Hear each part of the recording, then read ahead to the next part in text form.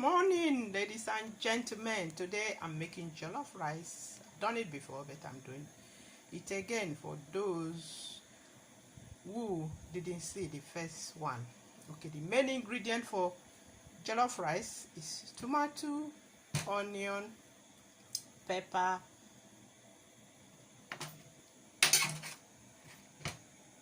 and then you blend them together. Just chop it and blend them together.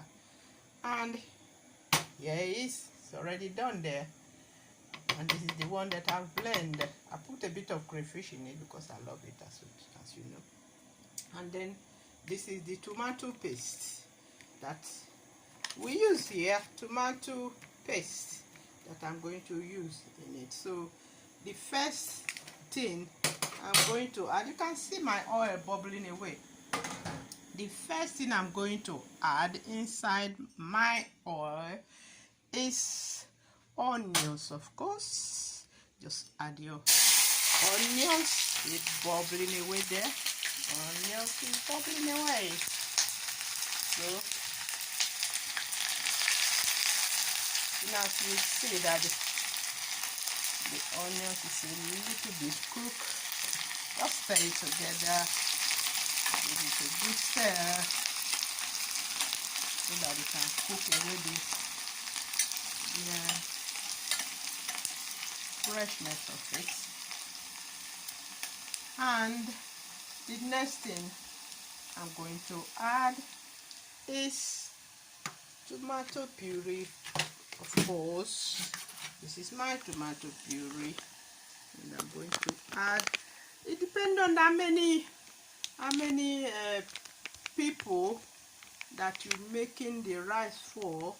You can use a bit of tomato paste, but you can see the amount that I'm using because it's not a big pot of jollof rice, just a small pot of jollof rice.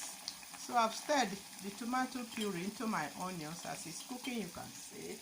The next thing I'm going to add is this blend tomato, already blend, and just turn it inside the pot, and you can see it coming. I see it coming. So I'm going to add not too much water. You can see the amount of water I'm adding into it. You know why? Because this is the amount of rice I'm going to add to that water. You don't need it to be soggy. And then as you do it one or twice, you get used to the amount of water that you're going to use and the amount of tomato you're going to use. Sometimes you overpower it with tomato. I love onions, so I put a lot of onions inside my jollof. So I'm going to leave it to boil for maybe 5 minutes before I add my rice to it. Meanwhile, while it's boiling, I tell you what I'm going to do again. Yes, what I'm going to do is, you see this fish and meat here.